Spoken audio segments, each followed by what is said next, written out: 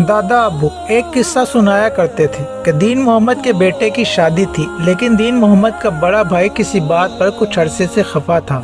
बेटे की शादी करीब आई तो दीन मोहम्मद ने अपने बड़े भाई को मनाने के लिए कोशिशें शुरू कर दी। कैसे मुमकिन था कि दीन मोहम्मद के बेटे की शादी में दीन मोहम्मद का बड़ा भाई और दूल्हे का ताया ही मौजूद न हो, क्योंकि पहले इस बात को बहुत गलत समझा जाता था कि जिससे अपने सगे रिश्ते नहीं संभाले जाते वो आने वाले रिश्ते या बनने वाले रिश्ते क्या खाक संभालेगा।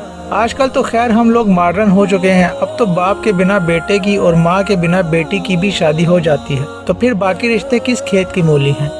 दीन मोहम्मद अपने बेटे को लेकर अपने बड़े भाई यानी दूल्हा के ताया के घर पहुँच गया और मनाने की हर मुमकिन कोशिश की।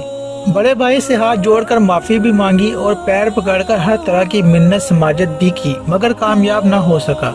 अगले रोज ही बारात लेकर लड़की वालों की तरफ जाना था। जब बड़ा भाई जाने के लिए तैयार नहीं हुआ तो दीन मोहम्मद ने अपने बेटे यानी दूल्हे को बड़े भाई के घर के बाहर एक दीवार के साथ बिठा दिया और बड़े भाई से ये कहते हुए वापस पलट गया कि सुबह 9 बजे बारात का वक्त मुकर्रर है और आपके बिना बारात लेकर ना मैं जा सकता हूँ और ना ही आपका भतीजा अपने ताया के बगैर बारात लेकर जाने पर रजामंद है।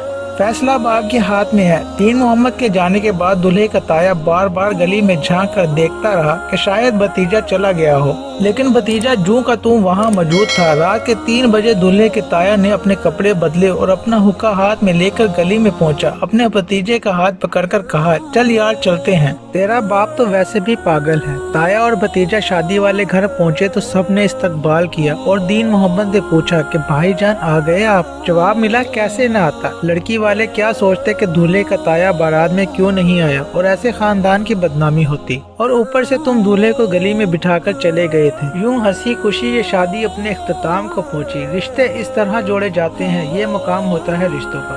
खैर छोड़े, हम तो मॉडर्न हैं, नए जमाने के लोग हैं, बाशऊर हैं, तालीम याफ्ता हैं। वो तो पुराने लोग थे, जाहिल थे, और वो तो अनपढ़ थे।